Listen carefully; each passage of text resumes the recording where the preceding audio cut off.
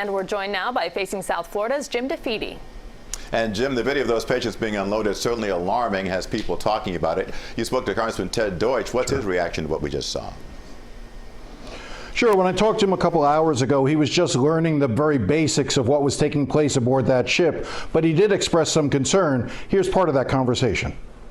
We've got to do everything we can to make sure that we limit its spread. And if we don't, then over the next few weeks, our hospitals, our healthcare facilities will be overwhelmed. Are you suggesting, for instance, that the ship that is off Port of Miami now should not be allowed to dock and those patients should not come into South Florida? I don't know enough about where the ship is coming from, Jim.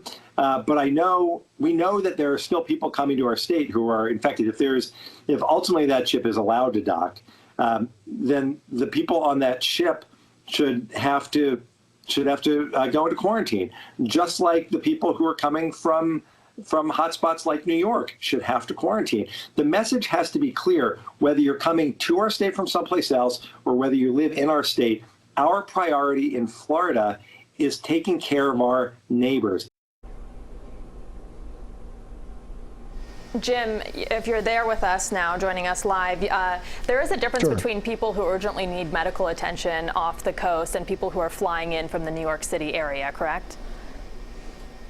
There is, and of course we don't know where a lot of these passengers come from. Are they coming from other parts of the country?